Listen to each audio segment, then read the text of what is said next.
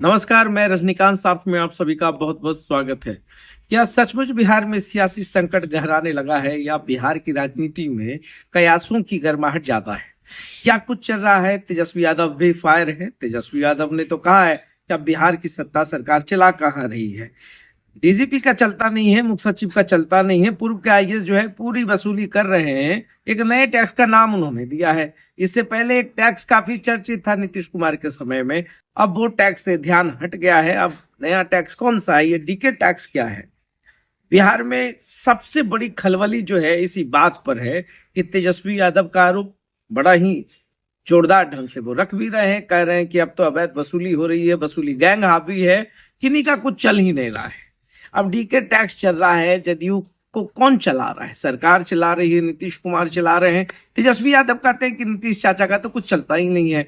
अब तो उनके हाथ से सब कुछ बाहर निकल चुका है, अब तो अधिकारी चला रहे हैं, वर्तमान वाले नहीं, पूर्व वाले अधिकारी। अभी डीके कौन है, अब इस पे पूरा मंथन चल रहा है। अब किसका नाम ले लिया जाए? डीके नाम से तो बहुत सारे चर्चित चेहरे हैं, मगर उन चर्चित चेहरों में नाम तेजस्वी यादव खुलकर बता नहीं रहे हैं।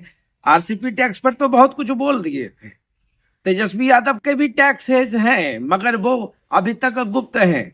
ये पलटवार है।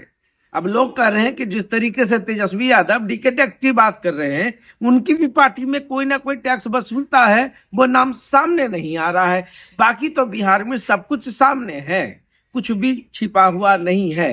इधर पूरी सियासत है। नीतीश कुमार की प्रगति यात्रा को ही ले लीजिए। नीतीश कुमार ने तो धुआंधार बैटिंग करनी शुरू कर दी है। पर्यटन उद्योग से लेकर तमाम चीजों के लिए दृढ़ संकल्पित हो चुके हैं। अभी तक तेजस्वी यादव नीतीश कुमार के साथ जो है वही चाचा भतीजे वाला रिश्ता मेंटेन किए हुए हैं। नहीं तो सियासत तो एक ऐसी खेल हो चुकी है पूरे देश के अंदर, और बिहार तो इसमें बहुत आगे निकल चुका है। अब तो पोस्टर वॉर चल रहा है।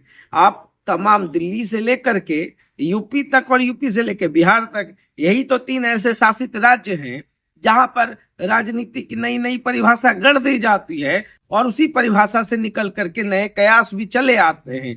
बीजेपी आश्वस्त है, नीतीश कुमार आश्वस्त हैं, मगर तेजस्वी यादव को पता नहीं ऐसा क्यों लग रहा है कि चाचा कभी भी बैकफायर कर सकते हैं, कभी भी वापस हो सकते हैं। मगर नीतीश कुमार ने कहा 2 बार गड़बड़ाए, अब नहीं गड़बड़ाएंगे, मतलब एकदम ठीक ठाक चल रहे हैं।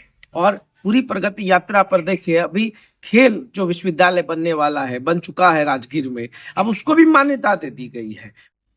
अब तो राजगीर में सब कुछ साफ हो गया है, पिक्चर्स काफी साफ है। पढ़ाई कीजिए, डिग्री लीजिए, नौकरी लीजिए, सब कुछ है।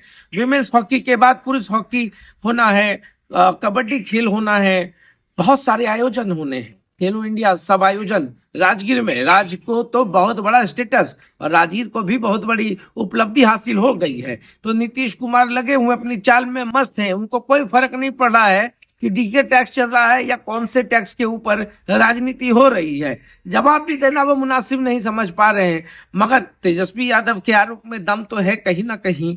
वो अगर बात कर रहे हैं तो कहीं आग लगी होगी तो धुआं उठ रहा है। अब कौन सी धुआं उठेगी इस पूरे डीके टैक्स के पीछे, मीडिया से लेकर हर कोई जानता है, मगर खामोश है। नाम तो कोई ले ही नहीं सकता है। अब पूर्व के कौन से अधिकारी हैं? अब डीके टैक्स किन के नाम पर परोसा जा रहा है? अब डीके टैक्स के नाम पर वसूली कहाँ हो रही है?